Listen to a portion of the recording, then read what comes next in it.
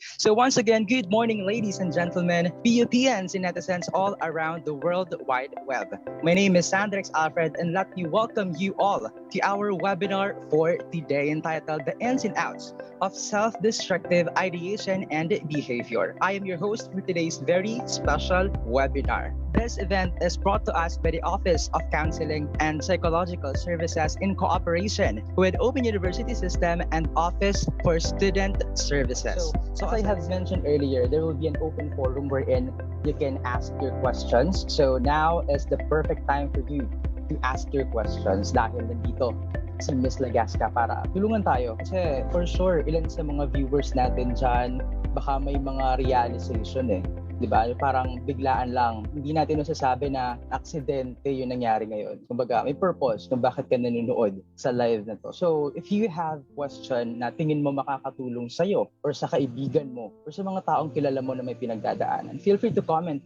your question or concern or any clarification. Kasi baka may ginagawa ka na. Baka meron ka ng hakbang para tulungan yung sarili mo pero hindi ka sigurado kung tama ba yung ginagawa mo. Paunahan ko na lang, Miss Alyannah, ng question. Kasi paano po kung sakaling natutulog ako ng 8 hours a day, tapos nag-exercise ako, tapos healthy yung diet ko, and may mga nakakausap naman ako na trusted person, tapos pagsasabihan ko ng problema. Pero what do I do if that particular support doesn't help? Parang nagkwento ka na pero wala pa rin nangyari. Thank you, Sandrex, dun sa question. Actually, yung mga pagkakataon na ganyan, can actually really happen normally. As I've said earlier, magkakaiba kasi tayo, Yes. So, that's the main point kung bakit sometimes the help that we receive from other people or yung advice, kumbaga, ng mga tao around us, we don't find yung resolution from those because we are entirely different persons, and therefore how they manage themselves may not be suitable sa atin. That's why we always say that if you actually really want to help your friend, your family member, or anyone, the best way that you can do is to actually listen to them with empathy and not give advice at all. Kasi minsan mas lalo pang nakaka-person yung advice mo doon sa situation. So, ang pinaka-magandang pwede mong gawin is make your presence felt, listen to their story, understand where they are coming from, and make sure that you make them feel that they can actually talk to you. More often than not, they're not actually, they are not pleading for advice. They just want to express. Yung sense of acknowledgement, kumbaga validation. Yes. Validation. Na yung nararamdaman mo ay normal, yung nararamdaman mo ay pwedeng ay something na they would actually recognize. So yun yung greatest help na pwede mo ibigay. It's not checking on what particular advice you can provide one person, but it's actually making your presence felt, making them realize that you are there. They are not battling the problem alone, but they can always talk to you about what they feel. Yeah, agree. Kasi sa panahon po ngayon, Miss Alyannah, parang ang hirap ihiwalay nung personal sa trabaho, sa school, kasi nasa isang setup bahay, nakastuck tayo dito, and hindi nagbabago yung environment, regardless kung ano yung ginagawa mo. So parang ang hirap. Pero tama po kayo, acknowledgement talaga, validation. Yeah, actually, yung skill of identifying or realizing kung ano yung space mo for rest, for work, is something important. Kasi nga, nasa loob ka lang ng kwarto. So, dapat yung space na to, dito ako magtatrabaho. Dito lang ako magtatrabaho. Yes. Para doon sa kama ko, doon ako magpapahinga. O doon ako gagawa ng activities for leisure, for example. So, kailangan natin matutunan yung ganun. Nakaplano dapat. Tama po. I agree. Okay, so we have question from Daphne Rojas. When to know po if someone's mental health is not well or there's something wrong na po? Parang how do I know if I'm not well? Thank you for that question. Meron tayong tinatawag na 5Ds, as in letter D, dog. Itong 5Ds na to in no particular order. One is duration. Yung sense of yung sadness ba or self-worthlessness na nararamdaman mo more than 2 weeks consistently mo siyang nararamdaman. something that you have to be aware of and something you have to be alarmed about. Kasi kung yes, no, it can be actually pwede siyang manifestation ng depression. Kasama. Pero of course, ito ay simptomas lamang, kailangan mo pa rin mag-consult sa isang mental health professional para mas maintindihan. Pangalawa is danger. Are you inflicting harm to other people or to yourself, whether physically, mentally, verbally, emotionally? Pangatlo is Lydia. Yung behavior mo ba is not how you normally behave anymore. Pero dyan yung mga, kunwari, a drastic change in behavior. That's one. Pang-apat is yung dysfunction. Hindi ka na ba nakakapag-work? Wala ka na bang gustong gawin? Hindi mo na ba nagagawa yung mga kailangan mong gawin? It's something that you have to be also aware of and something that you have to be concerned about. So, itong apat na to, no, can be signs that you have to be conscious about, no? Kasi pwedeng, they can actually tell you na you are, there's something wrong already.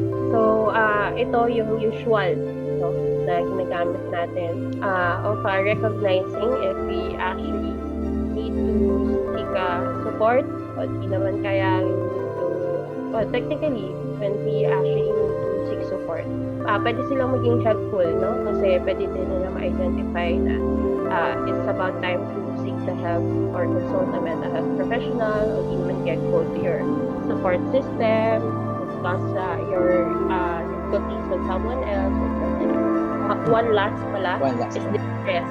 Distress. DRES. So, if yung normal stresses sa ating buhay ay nagpa-project na lang sila as negative, unpleasant stress, then it's something to be worried about. Because technically, stresses are normal responses to different situations, people, and events.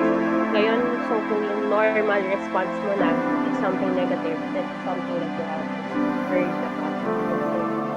Buti nga lang, duration, no? How experiencing your unpleasant emotion. Pangalawa is deviance, no? Iba na ba yung behaviors mo from how you actually are? Danger, if you're inflicting to danger or harm to yourself and other people. Third is distress. If yung normal stresses dapat, no, they always project as something negative. And lastly, dysfunction. Di mo na nagagawa yung mga kailangan mong gawin. So those are certain pwedeng questions that you ask yourself also to identify if you're unwell already or you need to seek support. Yeah. Okay, dapat mag-self-evaluate ka rin talaga. Yes. Okay, so for the next question po, ito medyo makaka-relate po siguro ang marami. Question po, bakit po may mga taong magaling mag-advise sa iba pero hindi po nila kayang mag-advise sa sarili nila or mas nag-struggle po sila mag-handle ng sariling problema? Maraming ganun. Actually, marami talagang ganun, no? Kasi mas madaling magsalita kaysa gumalaw. So, technically, of course, when someone gives you advice, it's because they feel the need to. They felt that you are asking that from them. But, syempre, those advices also are very difficult din naman to actually do, no? Dahil na rin sa mga iba't ibang situations around us. So, hindi talaga mangyayari yon, no? Na yung pinakamagaling mong kaibigan sa love advice ay hindi makapag-maintain ng sarili niyang love story. May mga ganong pagkakataon. It's because doing things are more difficult than actually saying them. And syempre, maaaring itong natutunan niya from, kunwari, nakinig siya from me today. Bigyan ka niya na advice about something, pero kung nakinig ka talaga sa akin, hindi ka magbibigay ng advice. For example lang, no?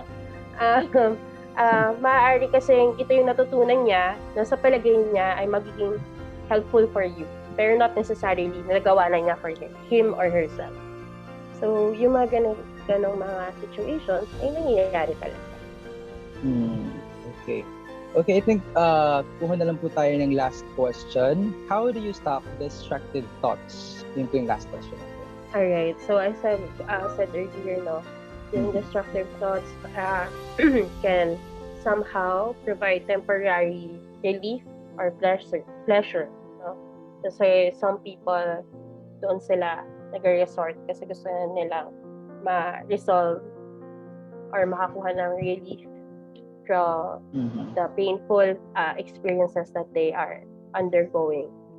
So one way of how we can actually prevent yung mga yon is one, understanding that they are not coping mechanisms. Temporary lang sila. So ibig sabihin, after ng feeling na yon, hindi mo pa rin na-resolve yung problema mo.